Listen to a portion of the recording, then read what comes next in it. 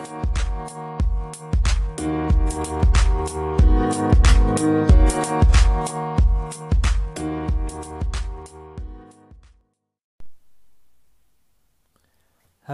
and welcome to the Plant-Based Revolution podcast with your host, myself, Neil Damrell from My Lifestyle Coach. Thank you very much again for tuning in this week. On today's episode, I'm just going to discuss some frequent questions that are asked to me quite often in terms of weight loss. So some frequently asked questions that commonly people discuss around weight loss. Before I get into today's episode, I just want to say thank you very much for tuning in. Really appreciate all the listeners that tune in every week and hope you're enjoying the show so far. If you do enjoy the show, then I'd love to get your feedback. As always, head over to iTunes and just render us a kind review on iTunes and see your feedback, how you're getting on, what would you like to listen to more of me talking, what topics you'd like to discuss more, if you've got any questions. And if you do leave a review, I'll give you a shout out on the next episode. So I'm just going to go into the most frequently asked questions regarding weight loss, and we're just going to discuss the first one. How important are calories? So I have discussed calories previously in another podcast, going back, why calories are king, which was episode number 12. So definitely go back and check that one out if you want a bit more information about calories. But yes, calories do matter. A lot of people think you can lose weight without counting calories, and certainly you can after a period of time, but I think it's important to be conscious of where your calories are coming from to begin with. So making sure you're counting your calories, first of all, to make sure that the food you are consuming is going to lead you to be in a calorie deficit. So in order to lose weight, you need to be in a calorie deficit.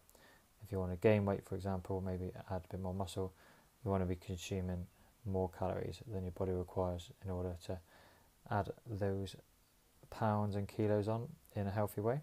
So calories are important. Make sure you do follow a calorie restricted diet, or even if the diet you are following is going to provide you with a calorie deficit. So next question, what is metabolism? So metabolism is a process of chemical reactions within the body, most commonly associated with the conversion of food and fuel stores into energy for movement and function. So a high metabolism is more beneficial for weight loss, as the more chemical reactions and fuel burn ultimately means more fat used up and more weight lost.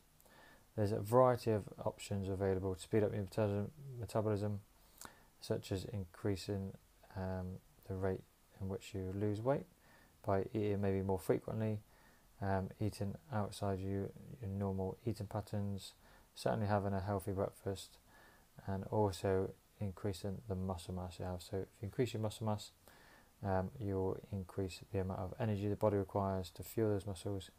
In a sense, going to speed up metabolism, so you'll burn more calories naturally at rest than what you would do if you have extra fat. So if you replace 1 pound of fat with muscle, you're going to be burning extra 25 calories compared to if you had just the fat. So definitely, if you haven't done it already, increase the amount of resistance training you're adding into your program. Not just all cardio all the time, but definitely add in some resistance training, whether that's body weight training or going to an exercise class or do some light weight training in the gym to help increase your muscle mass. Next question, so to what extent do genetics affect weight loss? This is quite an interesting question that's asked quite a lot, because a lot of people think, I've got high blood pressure in my family, I'm going to get high blood pressure, when that is not the case. These risk factors are probably 5% of risk factors, but if you maybe look at the family history in terms of how they got high blood pressure, were they overweight, were they a smoker, did they drink a lot, did they not exercise a lot, what their diet like, all these factors play a part. So you do have to weigh up those factors alongside genetics. So a lot of the time like I said, we some blame the genes contribute. Us being overweight is naturally predisposed to slow metabolism, making weight loss harder, make it a longer, more arduous process. But like I said before, weight loss is not determined by one factor alone. So instead of combination of healthy eating, lifestyle, exercise, and so on, provides the options for natural, disposable, to hold on to those unwanted pounds. So if you engage in a variety of exercises, eat well, have a healthy, balanced diet, then definitely your genetics should play a very small role in whether you're overweight or not. So the next question is, do fad diets work at keeping weight off? So many of us, think about the summer's coming around, we're all going on holiday this year, and you're looking for maybe a quick fix, an easy solution to lose weight without months of hard work and self-control, which generally a lifestyle change would require. So countless quick fixes and detoxes are churned out, claiming that you can lose 7 pounds in 7 days, or all these other magical claims, which ultimately you'd probably be able to lose that kind of weight if you starved yourself on diets like the Atkins diet, a juice diet, lemon syrup diet, or whatever next diet someone comes up and tries an event. But ultimately, sustainably, it's going to be very, very hard to just live off juice the rest of your life. Maybe live off an Atkins diet, which is very, very high in meat and low carb or no carb completely. So it's not necessarily going to be sustainable in the long term. And to lose weight and keep it off, you certainly want to require more of a healthy, sustainable change to your lifestyle over a longer period of time, which will provide you with the tools to be able to maintain that weight loss and keep it off in the long run. So try and stay away from the fad diets as much as you can. Next question is, should you count calories or fat to lose weight? So you see a lot of products that are being advertised as fat-free, so you're naturally drawn to that. So if you're going to exclude fat, you're going to lose fat, but that is not actually the case. So fat is essential, we need fat, but you want to especially go for the good fats, so the monounsaturated fats and polyunsaturated fats that you'll find in avocados, nuts, eggs, oily fish, for example, and probably stay away from the unhealthy fats such as the saturated fats like biscuits, cakes, pastries, coconut oil, all these kind of high saturated fat foods.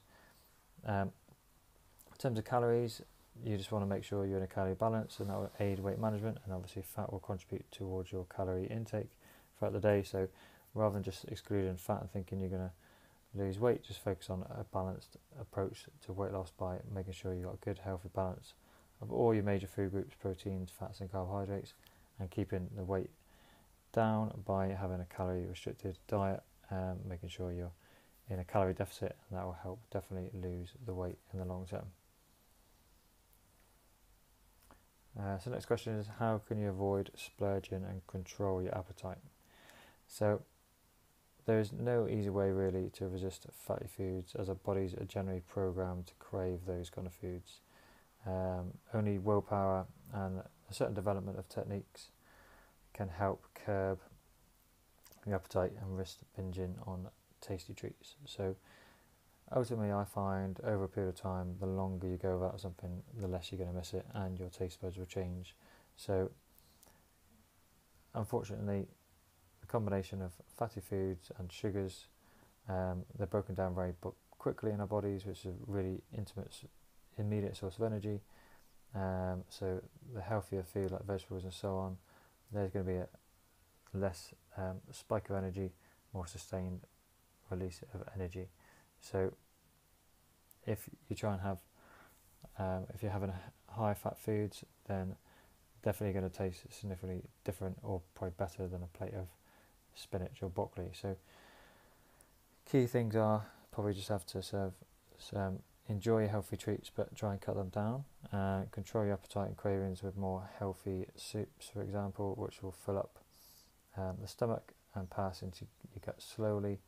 That will extend the feeling of fullness, so you're not going to have that insulin spike and then crave another sugary drink or a sugary snack very quickly afterwards, you're going to feel a lot fuller for longer, and that will kind of suppress those cravings for those mid-afternoon or mid-morning snacks along the way. So just give it time. Over a period of time, you definitely will resist and require or desire those tasty treats less often. But the factor is, you just have to have a bit of willpower in the beginning, and then over time it should become a lot easier. Are diet foods actually good for weight loss? Well, like I said, there's a big misconception that if you choose a diet version of a product, then it's going to be healthier and it's going to assist your weight loss. But not all low fat or sugar products, low sugar products, are actually doing what they claim. So some foods, such as a low fat yogurt, cheeses, still provide nutritional sources whilst satisfying your hunger. But often these diet foods actually contain high amounts of the bad ingredient, increasing your intake of salt or sugar, which they've used to replace the fat, for example, in a low-fat yogurt. So diet sodas, for example, a prime example of this product, they contain less fat but are counteracted with copious amounts of artificial sweeteners, flavours and colours that trick the body into preparing for sugar. So in this absence of sugar, the body then craves it for another source, encouraging you to eat other foods to compensate. So some diet products can significantly help your diet, but it's worth remaining that natural foods are always better way than the labelled ones. May not always tell you the truth. So try and always go for natural products. Don't always believe what you see on the label, because they are just trying to make money. They're not necessarily got your interests at heart in terms of helping you lose weight. So just be conscious, try and just go for the natural products as much as you can, rather than being sucked into all the diet claims. Next question. So when is it best to eat? So ultimately, if you're in a calorie balance, you will maintain your weight, or if you're in a calorie deficit, you will lose your weight, and that can be 1 meal a day, 2 meals a day, 3 meals a day, 5 meals a day, 6 meals a day. There's no scientific evidence that backs up, or strong scientific evidence that backs up, in terms of weight loss itself, eating 1 meal a day or 6 meals a day. But ultimately, trying to have little and often throughout the day is probably going to be better for most people. If you live in busy lives, it will help you maintain a good energy release throughout the day. You're less likely to have low blood sugar levels throughout the day and then crave a quick fix, which will be generally a chocolate bar or a sugary snack. So going for something where you can maintain those energy levels throughout the day, so like porridge in the morning, and then a snack, maybe an apple, banana, and a good salad for lunch, and then maybe another piece of fruit or a handful of nuts mid-afternoon, and then your tea. So 5 meals a day. Even if you want to have 6, you might have a bit of yogurt with some blueberries as a treat in the evening. So you're just maintaining those sugar, that energy release, that glucose, glycogen energy release throughout the day, rather than having big heavy meals, especially at lunchtime, which a lot of us can feel quite tired and sluggish. So my advice would be trying to break your meals down, but when it is the best time to eat, that is down to you. So if you enjoy breakfast, have breakfast. You don't like breakfast, just make sure you got something to have breakfast later on in the morning, rather than getting a chocolate bar before your lunch, for example. Just try and work out what's best for you in terms of having breakfast, not having breakfast. When is it best time to eat? Late at night, after work, or before the gym, whatever fits best around you. But in terms of your calorie balance, just make sure you're in a calorie deficit. That should help you lose weight. That kind of goes into the next question: how many meals should you eat a day? Again, I've answered that in the last question. Really doesn't really matter in terms of, as long as you're in a calorie deficit. But like I said, it's probably better to eat little and often, more throughout the day. So rather than having big, heavy meals where you can feel tired and sluggish, having smaller, little, frequent meals throughout the day will help just maintain those sugar levels a bit more steadily throughout the day, and prevent your body from sort of reverting into a more starvation mode, where you're going to be craving because your sugar levels are so low. So maybe 5 to 6 meals a day, 3 main meals with 2 or 3 snacks. Next question is that can you skip meals in order to help with your weight loss? So a lot of people tend to do this for a number of reasons. Many people assume that if you skip a meal, then that means less calories consumed, more fat is burnt, therefore you're going to lose weight. But actually, in reality, likely is that you'll be increasing your hunger. So meaning that when it comes down to having your next meal, you will probably consume more food, compensating for the food that you missed earlier in the day. So your body will also require an easy and quick sources of fuel, causing you to reach for more sugary, fatty snacks, which is the easiest source of glucose energy that the body requires. So these foods tend to be most highly packed with calories and fat, so actually disturbing your progression of weight loss. And secondly, depriving your body of fuel can cause it to revert to a state of starvation, making it store any food you do consume immediately as fat, stores and burn muscle instead. So therefore, slowing your metabolism down considerably. So therefore, missing meals can sometimes be unavoidable, but then, like I said, if you can have little meals throughout the day, it can prevent you from binge eating as soon as you get home from work, and prevents your body sort of going into starvation mode because you're not eating for a few hours. So and ultimately, missing meals, but you are, like the fasting diet, you are going to be cutting out calories, but you have to be very, very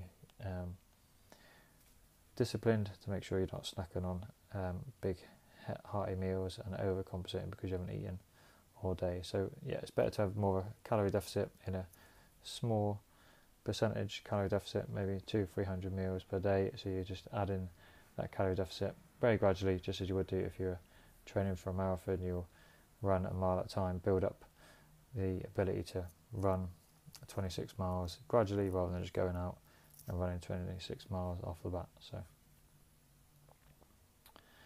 next question is, can you lose weight without exercising? Actual truth is yes, you can. Weight loss is a basic level, boils down to calories. So how you will eat and use, how much you will eat and use, and how much you will lose lose weight without having to exercise purely by changing your diet, then it's down to that calorie balance. So you can be burning calories naturally throughout the day depending on your job, whether it's a more physical job or sedentary job.